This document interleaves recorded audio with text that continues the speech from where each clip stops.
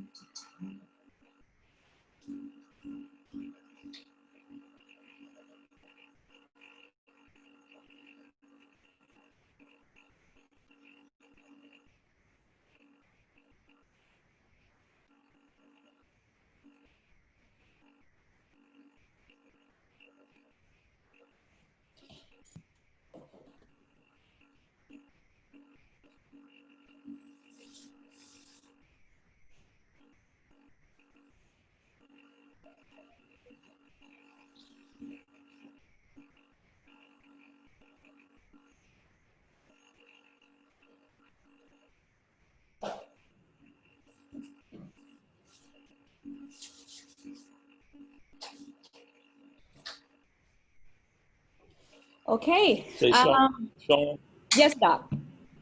I'm going to have to drop out on you before you're over because I've got to be in another Zoom meeting at 7 o'clock. Yeah, I know about that meeting. Is that the Oh, Message Magazine Zoomathon? yes, yes, Okay. that's correct. Yes, I'm hoping to So be done soon. This should be a very short meeting because okay, but it's just yeah. So well, if it isn't, it's okay. But you know, if I have to drop out early, that's the reason. no problem. No problem, Doc. All right. So you know what? Just go ahead and open us up with a word of prayer and then we will begin. Okay, thank you. Let's pray, shall we? Our Father in heaven, we thank you for the blessings of this day. We thank you for the privilege we have to meet, and we pray that you will be with us in this meeting. May it be profitable and may it be helpful to everyone who is present. And please be with the presenter in Jesus' name. Amen. Amen. Thank you so much, Dr. Miles, and welcome everyone. I'm so grateful for this opportunity this afternoon to share in this capacity. We thought it necessary to have a meeting like this, a call like this, primarily because just recently we sent out a survey, and what we have been able to glean from that survey is significant information that we found to be helpful in giving us some insights into what are the challenges, what are the things that are most pressing on the minds of our key stakeholders. And this survey was sent to members and pastors, and it's become very clear to us that there is need for us to share information about resources and tools that we currently have in place to help our churches as they plan around the safety of their members and plan a reopening strategy. First of all, I just want to start this discussion off by saying that the reopening of our churches for in-person gatherings we've taken a phased approach to reopening. And currently we are in phase 1 of the reopening process, which means that churches can conduct services outdoors, churches can conduct services via driving, or you can conduct services by allowing a small group, your media group, and just those who are participating to come to the church to record your live streams. Certainly because we're operating within the context of a global pandemic, this has certainly shaped the way that we have done worship. And I'm sure that as safety officers and pastors, you've been getting a lot of phone calls or inquiries about what are we doing? When are we going to be able to worship in our buildings? We're ready to go back to church as we know it. And so this meeting was set up to answer some of those questions. To be honest with you, I'm hoping that at least 1 or 2 of my administrators will join us soon. But the decision of reopening our buildings for in-person services will be hinged on the AEC administration, which comprise of the president, the vice president for finance and vice president for administration.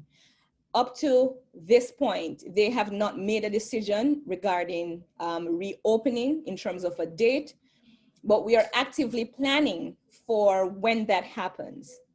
Right now, the commitment that we have made to our members is that the reopening of our churches will take place when we are satisfied that our churches have all they need, when from our experts or medical team of experts, we are told that it is appropriate for us to do so.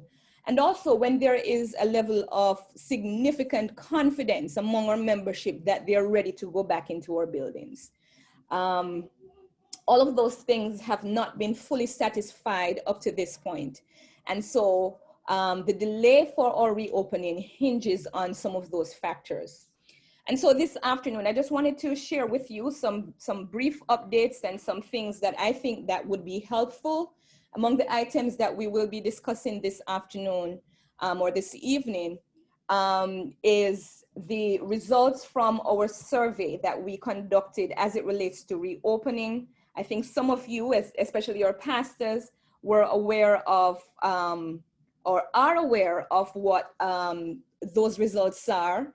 I'm going to be sharing with you, I'm not sure if the slide is on here. I may have to jump to another presentation to get that slide. But I'm going to be sharing with you what the general feel that we got from that last survey we did. Over 1,000 respondents replied to that survey. Then we have the AEC COVID page. We want to share with you how you can access that page to get very useful information to help you with your planning. We're also going to share with you the reopening guidelines document, which you should have, but if you don't have, they're available on the website and we will share the details of that with you. Another piece of information that we're going to be sharing is something that I'm most excited about. It's a learning management system that we have developed with our team of medical experts, along with some in-house experts that we've relied on to help our churches check that box. You know, one of the things that we come across quite regularly when we are faced with litigation or any kind of lawsuits is that people want to know what level of training you engaged in. And this learning management system, I think, helps to check that box to let people know that we did seek to meet the standard of reasonable duty of care when it came on to reopening our churches. And then finally, I'm going to introduce you to the system of monitoring and compliance through the weekly safety officer evaluation form that we will be asking you to complete as part of making sure the process of, or the ongoing process of making sure that our buildings are kept safe after they reopen. So it's quite a bit that we have to cover, and I'm just going to go through the presentation. The rules of engagement on a virtual platform is always such that if you have questions regarding anything that you hear on the call here this afternoon, I'm asking that you just put those in the chat, and when we open for our Q&A section, we will take those questions. I'm also going to ask if it's possible that if you know somebody who's a part of your team that you think should be on the call to get the information, go ahead and share the link with them so they can join the call. But if not, we are going to be sending out a copy of this presentation via link that will also be available on the website, and you will be able to access the content later on if you so wish.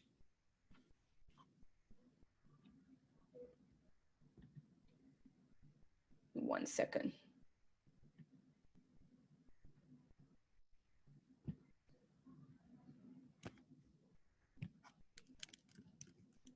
So recently, as I mentioned, we did a survey for the membership, and this had to do with a congregational and pastoral survey.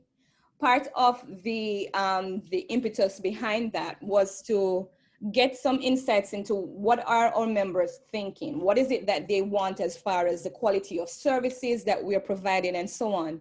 This survey was conducted by the ministerial department, and I think for our purpose here this afternoon, I think it was apropos for us to share with you what the general feelings are of the members in terms of are they ready to go back to church, or which aspects of our reopening process are they okay with, right?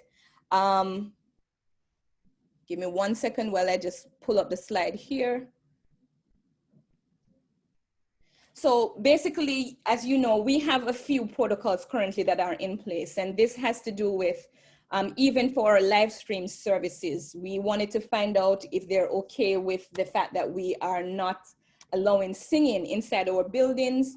And then the question right here that I think is most relevant to us is a question of postponing the reopening of churches for indoor services. Last August, we had a soft reopening date for August 15th, and then we had the surge. And that's when the AEC administration decided that they would actually pull back on the reopening. As you can see here from the respondents, we had over 1,000 respondents. 60% of the respondents are okay with us postponing the reopening, whereas 26% somewhat agreed with it, and only like 12% said that they strongly disagreed, which basically bears out because it shows that over 60%, or you could call it 80% of individuals are okay with us maintaining some amount of strict restrictive measures as far as going back into our buildings. I thought that that was important for us to know, because we just wanted to test the temperature to see whether or not individuals are okay with that.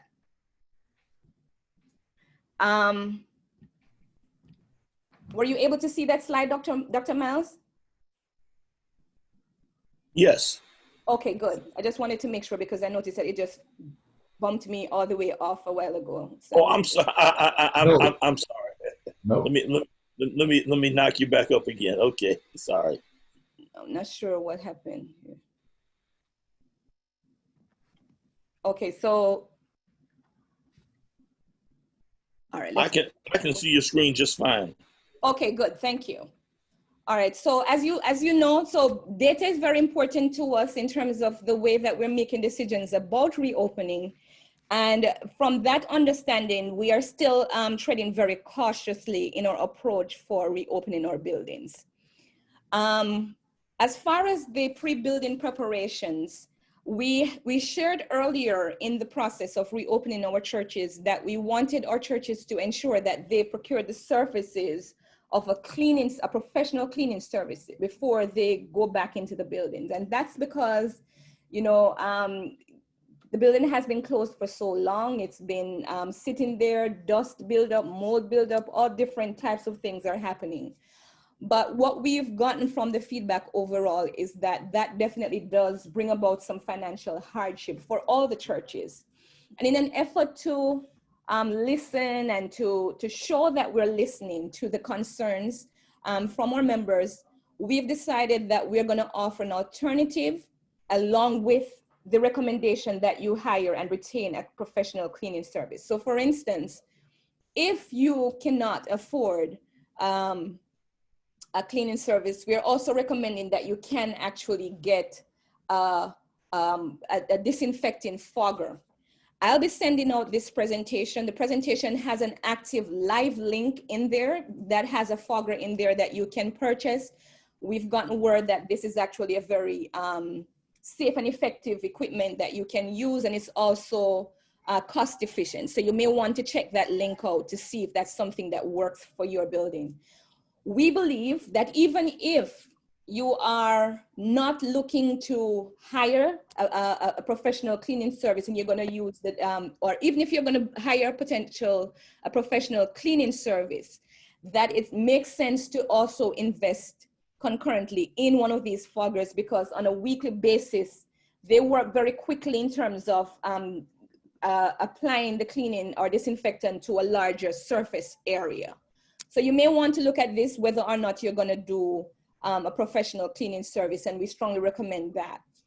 Our very own Ronald Reeves has gone through the process of vetting an approved list of vendors for the professional cleaning, and we have that approved listing on our website.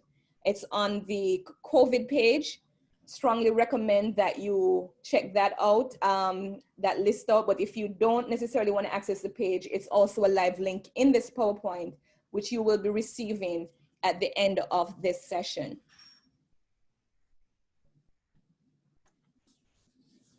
For our reopening guidelines, we currently have 4 published guidelines on our website, and I'm going to encourage you to go on there and get those. We have an outdoor service guideline, and the good thing about the outdoor service guideline and the driving services guidelines is that they're done up in the form of a checklist.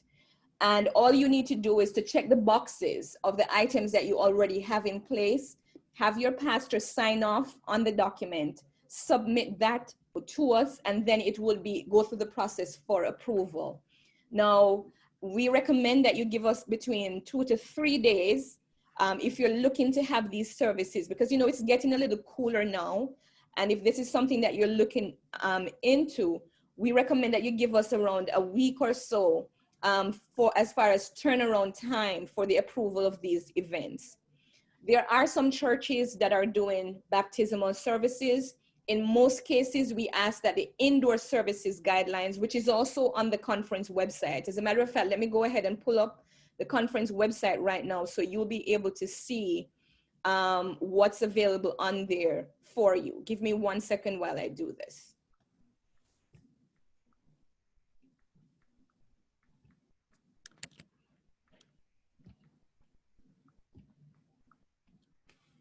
So as soon as you come on the web page, the first thing that you will see is the link at the top here, or a banner at the top here, that you can just go to that link from there, or you could go on the COVID-19 page right there.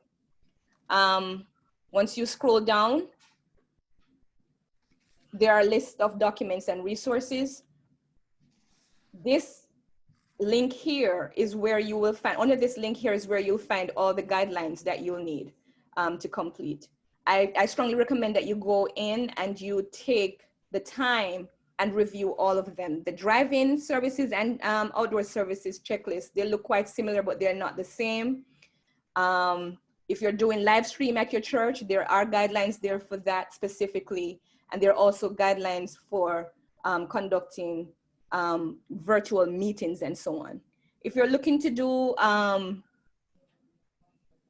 well, the church re-entry request form is not live as yet because we've not announced a reopening date. So as soon as we announce a reopening date, then you will be able to access this.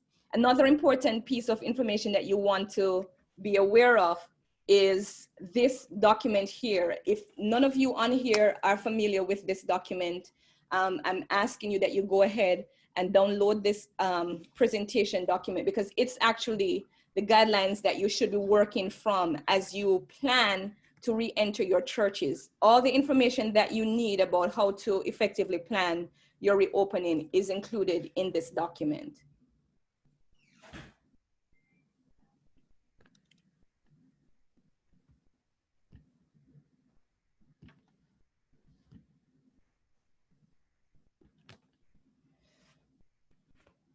Another important piece of information that we wanted to share with you is the learning management course. And we just saw that on the conference website a while ago as well. This resource is approximately 1 hour. It takes an hour for you to go through all the videos, and then you would complete a 10-question quiz on there. After you complete the quiz, it basically allows you to print out a certificate. Now, for this evening, what I'll be doing is that I'll be going ahead, once you came registered for this class, I'll use the credentials that you use to register for this class to send you a registration link. All you simply have to do with that link is to set up a password, and from that password, it will allow you to be able to access the system. This is an amazing tool and resource if you want to share it with your team of safety officers or your safety committee or other members of your board. I can guarantee you that you will absolutely love the resource, because it has everything in it, from learning about the virus, how it is transmitted, very crucial details about how to select a cleaning service, what do you look for to qualify individuals. It has information in there on how to clean surfaces. We had an expert that does hospital cleaning who literally came in and told us, you know, how is it that you should disinfect your restrooms and other key high touch services within your building. It talks about the kill time for different viruses and different solutions that you're using for cleaning. So there's very detailed information in it. And the good thing about it is that once the members of your team or you complete the course, you can print a certificate that you can use to show that, hey, we performed training with all our volunteers and our team, so that you can show or demonstrate that you you take safety very seriously. The certificates, we don't necessarily ask you for the certificates. All the pastors will be required to submit at least one certificate per church that the entire course has been completed, because that will help us to check that box as well. So we recommend that everyone go through the process, just pay attention in the course. And if the good thing is, if you fail the quiz, you can take it an endless amount of times in order to make sure that you succeed at it. And the passing score is 80%. Once you hit the 80%, you should be fine. For the safety officer evaluation and reporting system, we've come to recognize that it's all well and good to have guidelines and documentation and rules about how to keep safe in the building. But what we know for sure, and just based on what we've been questioning individuals who have already reopened, one of the things that they said to us, it's one thing to have great guidelines, but it's an even better thing when you have people who are following those guidelines. And so what we've asked is that, or we've developed a process where we're asking the safety officers on a weekly basis to monitor the activities in the building. I'm sorry, for the first couple of weeks, you may not be able to enjoy worship as everyone else in that building, because we have to be vigilant about ensuring that those who come into our buildings are doing so safely. And the way they conduct themselves inside of the building is also important to us. So what do we mean by monitoring and compliance? We've developed an instrument that we've asked that you complete each week. And basically all you need to do is to fill in the name of your church and so on. And then you will then rate how well the church is doing with some important questions. Like, for instance, Are the number of individuals allowed in the church, are those individuals within the recommended guidelines for your local uh, government? Say, for instance, your county or your state, they may have guidelines. For instance, in New Jersey, I think you guys just went up to 100 in terms of gathering restrictions. Did your church violate that restriction? And this document is tool is to help you identify where the weak areas are, and to discuss those that information with your local leadership for them to come up with corrective measures that they're looking to ensure that the following week we don't have the same thing. Are individuals complying with your mask requirement? Are there any breaches in terms of those volunteers who are taking temperature, not wearing their proper PPE, and so on? This instrument is supposed to help you with that, and we're asking you to make use of it. When you get the PowerPoint presentation, you will have the links to all of these tools right there, and we're asking you to just make the best use of them when that time comes.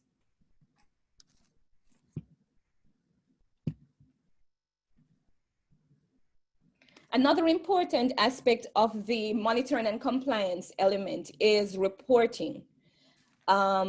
We know and recognize that, you know, in order for this to be possible, or for us to effectively execute the reopening process, you guys will require a lot of support, and that's what we're here for at Allegheny East Conference. So we've created an email that allows you to send in reports of any unsafe activities that you think will put the conference in a precarious position. We're not asking you to snitch on anybody, but just say, we've observed these activities in the building. We think that they're unsafe practices, and we would like your intervention. And the conference will work with your local pastors to address those concerns. So that's our way of saying, this is what we're doing to support you. So I want you to take note of this email. Whenever you're having challenges, this is where you'll send your requests or inquiries to, for us to address that.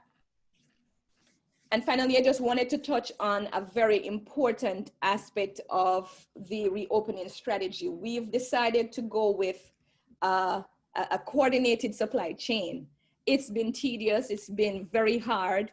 A lot of our churches are wondering, hey, we paid for these items all the way back from July. Where are they? Yes, we did experience some delays, and that's what we anticipated in terms of why we went or decided to go with a coordinated supply chain, because as much as things can be available this week, by next week you have situations where there's shortage, and in most cases they're providing, giving priorities to our emergency services. And so we've struggled a bit with getting all the items together, but we can announce this evening that most of the supplies are currently at the conference office. We anticipate that there are few items that are still outstanding, and we anticipate that those will be there before the weekend. So sorting will be taking place this week, and the distribution of these supplies will take place within the next 2 weeks. And the plan is to distribute them at one central location per area. So we will have the truck go to the different areas. You'll get a schedule as to when the supplies will be in your area. And we're asking you, and working along with your pastors, to arrange for the pickup of these items.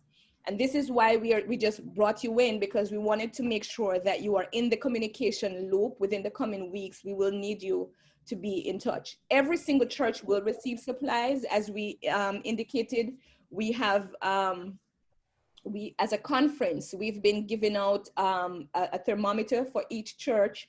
We've given out we're giving gloves, masks, face masks, hand sanitizer gels, some 2-ounce bottles of hand sanitizer gels, signage, and one of the hand sanitizer stations with a stand, and it's gonna come customized with the logos of Allegheny East on them.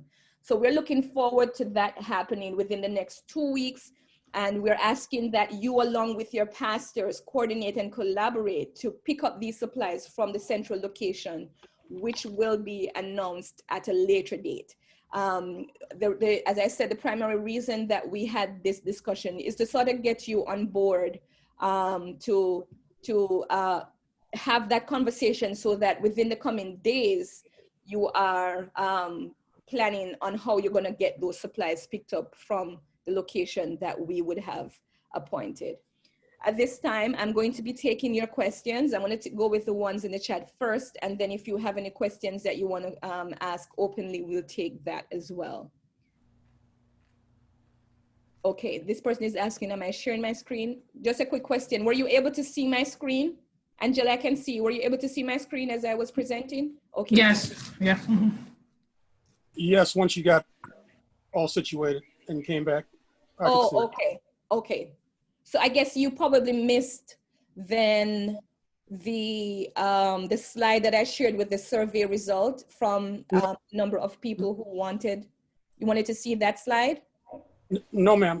I got to see everything. I was just wondering because for a minute you had dialogue, you were talking off the screen, but I couldn't actually see exactly what you were talking about. Oh, okay, okay. All right. Thank you. Thank you very much. I didn't see the slide, Sean, but I can see it later.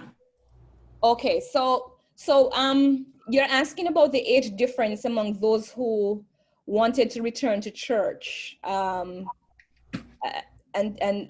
to continue for online service. We didn't ask for the age of the respondents, to be honest with you. So I just wanted to make that clear. We don't have any idea what the age differences are for those who wanted to return and those who did not. But what I'm recommending, and even though we plan to do more data gathering within the coming weeks, I'm going to recommend that you each develop a survey and survey your own members, because one of the challenges that we have at the conference is that we're kind of limited in terms of our access to your local members. We do have e-Adventist as one way to get in touch with our members, but it definitely is going to be a challenge as far as the accuracy of that data, since some of this information is not updated on a regular basis. So my recommendation, and honestly, I think it's one of the best moves I've heard of churches. One pastor on our our emergency response planning committee, Dr. Robert Smith, he did a robocall at his church through his safety officer, and they were able to glean information on how many people are ready to go back to church. And we would love to get that feedback from you as well. Are people itching to go back to church, or are they more, on the side of, we'll wait until things get die down a little bit, until the numbers go down a little bit, So that's my recommendation as far as the reopening. And Sean, my reason actually for asking the question is that we did a survey, and from my conversation with some members, the younger ones don't mind staying for a long time online, whereas some of the older ones, because the church was really their contact with people, and we do call our seniors to make sure they're okay, but because that was their contact with people, the way they see them, and some of them can't get out, they say they're becoming very lonely. So they're more eager to come back to church than the ones who are always on an electronic item. So that's why I wanted to see how yours was, but it's okay. Okay. Well, thank you very much for that. And I'm not sure if your church is looking into any opportunities for gatherings, because that's one of the reasons why we fast-tracked the outdoor services. We've had 2 churches that have conducted services outdoors. And just today we received a report from one of those churches. They said it went very well. The members were ecstatic. They were happy that they were able to be together, but not too together, but they got to see each other. They got to interact. They got the feel of, we're back at church. So those are 2 possible options that you could, your pastor could look into as far as creating that, or filling that need for interaction. Thanks, we are looking at that too. Okay.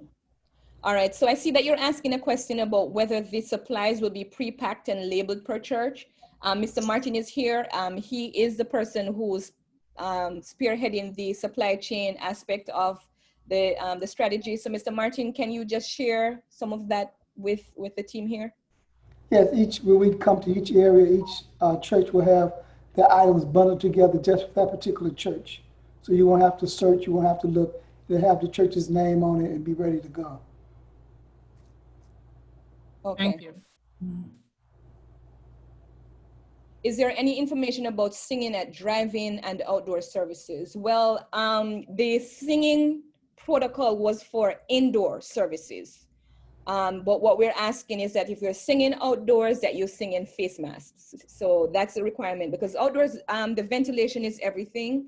So yes, singing is okay and it's permissible for outdoor services.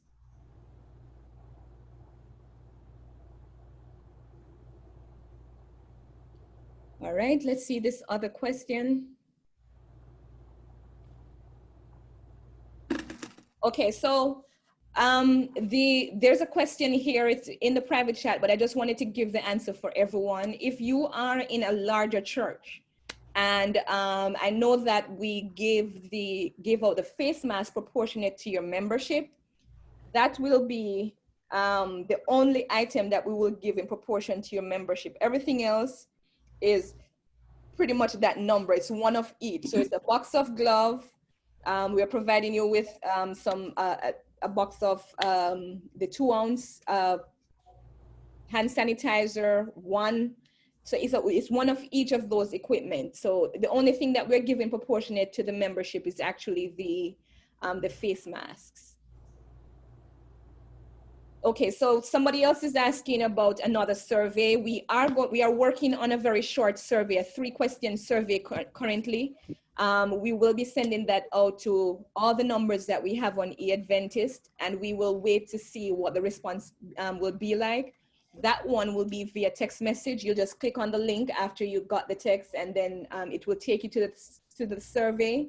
And based on the response, we will know how to gauge, whether or not individuals are itching to go back to church. I'm not sure that will weigh on administration's decision, but right now, that 60% of individuals that is sharing that they're not ready to go back, I'm sure is a great factor in the delays for the reopening. In terms of timeline, that survey will be sent out within the next week or so. I'm working with the communications department to have that done. I think I heard you said churches are open. If AAC is not okay opening, is it legally okay for church to open? All right, so on the question of legal and what's not legal for reopening, the AEC has currently a policy for indoor services, that churches are not open for indoor services. We are in phase 1 of our reopening, which means that if you're performing an outdoor service or a driving service, you can request to do those services. The challenge that you'll have is if you're gonna have your doors open for members to come inside to worship. Right now, the policy position of the Allegheny East Conference is that all our buildings are closed for those services. And if a church goes outside of that, it could result in actions being taken from a policy perspective. So we don't want to be out of compliance with that, because that not only puts you in a position, or your pastors in a position where they could be face disciplinary action, but it also puts the liability of Allegheny East and the church at risk as well. Because if we say we are closed and you are open, it will not augur well for us where the courts are concerned. So we just strongly recommend that everyone adhere to that. All right, I did a survey for Mitchellville. Most members don't think it's safe to return. Okay, good. It is advised to clean and sanitize in preparation for, is it advised to clean and sanitize in it? Yes, as a matter of fact, I think, Mr. Martin, if my memory serves me correct, it's a 2-week notice that we will give the churches before they reopen? That's correct, 2 weeks notice. Okay, so when the conference announces that the churches will reopen, you have 2 weeks from the announcement date until the church actually can reopen. So you'll have time to do your sanitization and also get your cleaning services on board. Are we getting different glove sizes? Mr. Martin, are you able to respond to that question about the sizes of the gloves, or is it just a one size fit all? I think the gloves that we currently have are one size fits all. Okay. Okay. Will these supplies be a one done, or will this be facilitated on an ongoing basis? Yes, we currently have a pipeline with a supplier. As I said, definitely we plan for the best. We plan for the worst, hope for the best, but sometimes we do experience delays. And so we're going to continue to order through this supplier, but also we're looking at other suppliers. A few of you have sent us information on some cheaper sources that we could go to get supplies, and we will continue to look at those as a way to go forward. All right. Is there an update on the disclaimer statement shared by the conference as to be used for when we decide to open? Okay. How did I miss that? I did miss that. All right. So initially, when we started our the process for reopening, we had sent out like a copy of a waiver that you could use as part of the pre-registration process. After discussions with our emergency response planning committee, we determined that the best option to go with is a disclaimer notice that you would print and display in your buildings at a very visible location. That works in terms of providing notification for people, but it does take away from the optics of looking like, hey, we are ready for you to come in, but we ask you to sign that you're not going to sue us. That wasn't a good look, and we didn't want to subject our members to that. And so we're recommending, we've sent out the disclaimer statement, that you print that disclaimer statement, you could frame it and just post it up in your building so that as members come in, they're able to read and see what's on that disclaimer statement. As far as those churches that rent their buildings to outside entities, the instrument that we have in place for that is an indemnification agreement. And we're asking that the pastors sign these indemnification agreement and make it customized to your state. So I think the language in there says Pennsylvania, but the agreement is actually being made to in whatever state you're in. So that's the only change that you can make to it in terms of signing it and putting the state that you're in the document, and that we will use on your records just in case something happens when, if and when that church opens. What we've been advised by Church Mutual is that do not share with them our guidelines. Our guidelines is for Allegheny East Conference. Don't share our guidelines with them to say this is a standard that you must meet, because once you do that, you are now involving Allegheny East Conference's liability, and we don't want that. So we recommend that you use just the information that that's on the indemnification agreement. Just give it to them, give them a copy, you keep a copy at your local church, and that's the end of that as far as renting your buildings out. We do not want to have any situations where a member is hurt under their watch, and then we find out that we're the ones who have to end up covering that because they claim that we're the ones who gave them guidelines. All right, so that's a very important piece of information to note. All right. Okay. If you're applying for outdoor services, there is a checklist on the website. Once you fill out the checklist, you email that checklist to Jean Donaldson. Your pastors are aware of this. They know who to send the document to. So once you're planning it in tandem with your pastors, they will send the checklist through to Jean Donaldson, and Jean Donaldson will send it up the channel for it to be approved, or for any feedback from the administration on things that needs to be corrected. And then you can go ahead. Once you receive the approval, you can go ahead with your outdoor services. And the checklist itself does have some specific things as it relates to the local laws that you have to adhere to. There are some states where you are allowed to have speakers outside playing loud in certain locales, whereas there are others where you'll have to use an FM transmitter in order to conduct these services. You want to do the research on this before it comes to us, because we will be checking it as well to see if there are any local laws that you are breaching. And if there is, it's going to cause delay in your request. So check this before you send it to us, because we're doing the checks and balances on this side as well. All right. Will the conference provide some subsidy that would help underwrite the cost of initial deep cleaning? And that's a question for you, boss. And not at the present time, the responsibility for the deep cleaning is currently the responsibility of the local church. At this time, we are not offering any assistance for that. All right.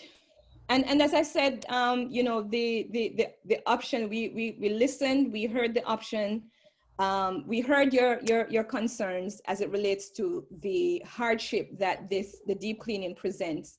And that's why we decided to go with offering you an option where you can purchase the fogger, and that you will send you a receipt, a copy of your receipt, along with your request to re-enter. That will show us that you've purchased it. Or if it's not the receipt for your foggers, we're asking you to also send us a copy of the invoice demonstrating that you retained a professional cleaning service. One way or the other, we're asking that you have a document demonstrating that you did clean your building. All right. Chauna-Kaye, I have a question. Yes. Can I ask a question now? Hi, this is Paula. My church is in Newark, and Newark is requiring buildings that were closed to submit a reopening plan.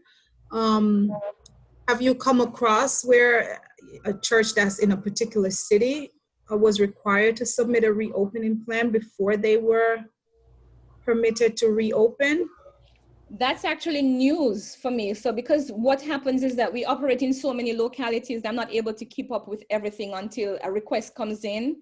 Like if you're requesting to reopen your church, I'm going to go on that local website to see what their requirements are.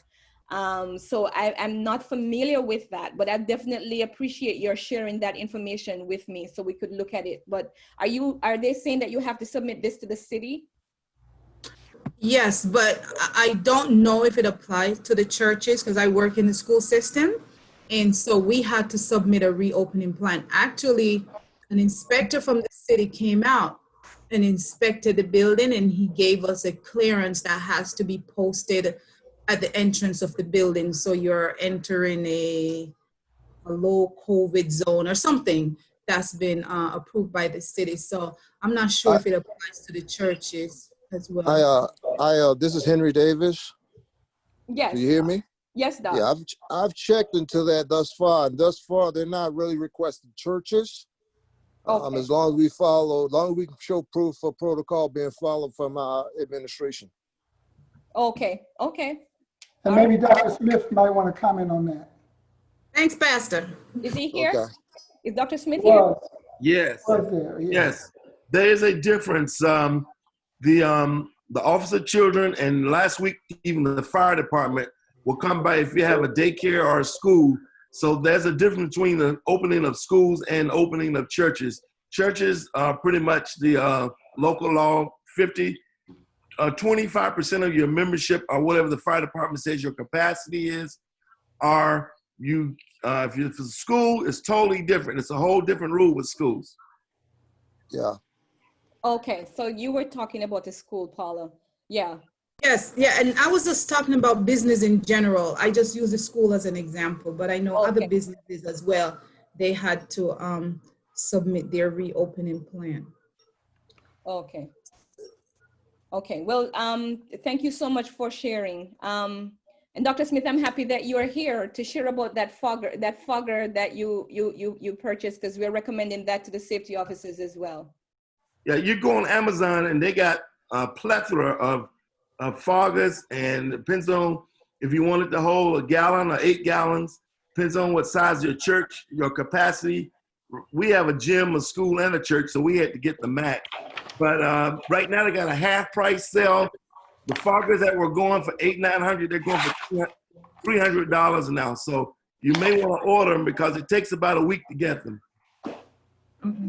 This is Angela. I just want to put some additional information about foggers.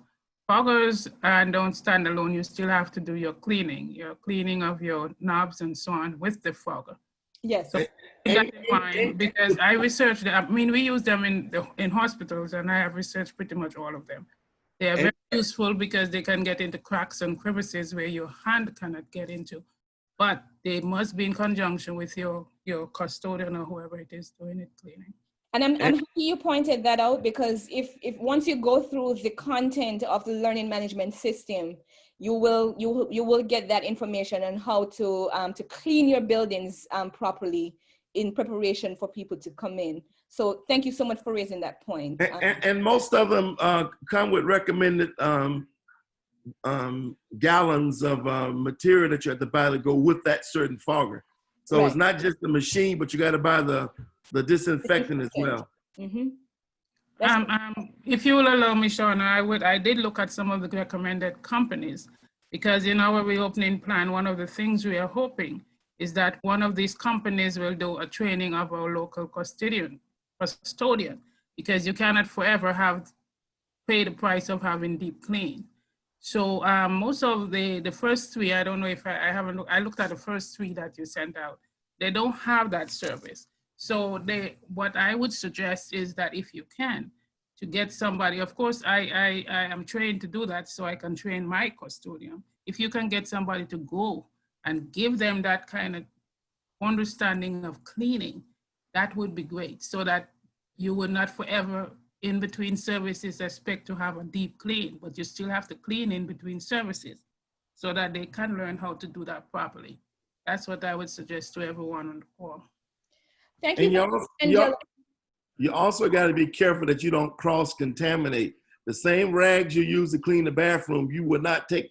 We have different color rags that we clean different type of the kitchen with, classroom with, the church with, bathroom. So you need different color of dry cleaning cloths so you don't cross-contaminate.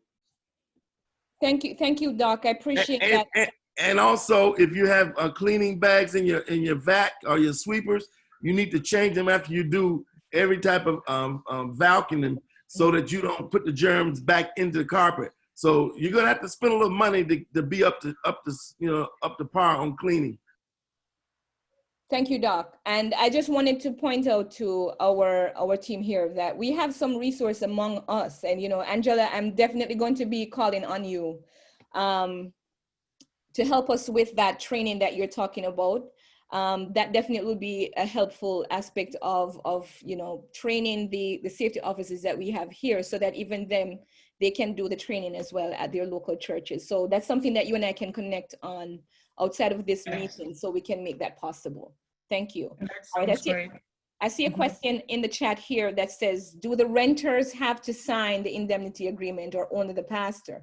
If so, how effective is it against liability to AAC when the assumed violator is not required to sign? The signatories on the form it does include the renters as well as the pastor. So both parties will sign the agreement, and the document that you will keep at your church and for on record will have both signatures on it. You will make sure that both documents are signed by both parties. All right. Okay, I think that's it for our questions. If there are no more questions, you guys are free to share at this time any other questions or comments that you may have. Chauna-Kaye, I have a question. Will the conference do like an OSHA training for the different churches so that there's someone in each church that is certified? So what we currently have is not similar to an OSHA training, but it's the AEC learning management system. We do have a certificate that you get after completing that course. After this call, and I'm going to be sending the link to the course in the PowerPoint that we have here. So you could just literally click on each PowerPoint with these live links and have access to the courses right there, or the different forms. My recommendation is that you go in, sign up, watch the videos, do the quiz, and then you get a certificate to show that you would have completed the training. That's our training. That's the training that Allegheny East is offering at this time, along with the guidelines, along with these meetings or sessions where we point you to these guidelines. That's what we're doing for now in terms of certificates. All right. And Sean, I will connect with you so we can create a Zoom actual show and tell. Yes, that would be awesome. We're definitely going to do that. Appreciate that. All right. Anybody else? Yeah, I just wanted to say that there are, of course, there is the OSHA training that's available for those who are interested in doing that. Several months ago, two of the members of our congregation, two of the gentlemen, two of the deacons, in fact, one has a cleaning business, one does not, but they both got the training, got the certification, so they're working with our church and with the school. And I have been contacted by people in the area relative to how they could get the OSHA training. I've just referred them to going online and getting the information. But it is out there as possible for people to get OSHA training if they want to invest the time, and it costs a little bit, but it's not a lot of money. But some people may, if they don't want to spend the money, they can go with Allegheny East and get a level of training that is very helpful. But if they want to get the OSHA, they're going to have to it's going to cost a little something, but it's not an exorbitant amount of money, I'm told. It's $49, but I use it at work for physicians who need to get it. So it varies, but it's not really expensive. It's $49. You can get one for $49. Mm-hmm. And the most is $125, but usually it's like $40-some. Mm-hmm. Right.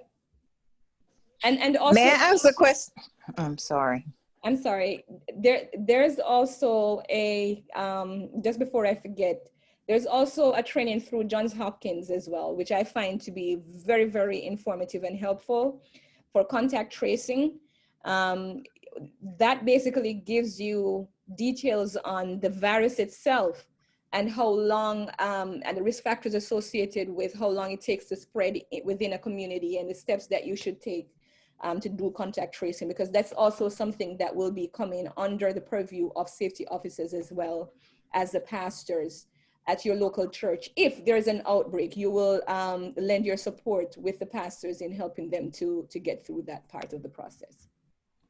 There was one section, Sean, of the Allegheny is on the site that gave us for our reopening plans that stated that when your members come back, in order, just in case you had to do contract tracing, you would have to know who they are. So they had that registration piece in there that says register everyone. So we were kind of tossing that back and forth on how best to do that. As I went onto the sites of some other churches, some use kiosks that allowed you to not have a line waiting outside. They could just use the kiosk.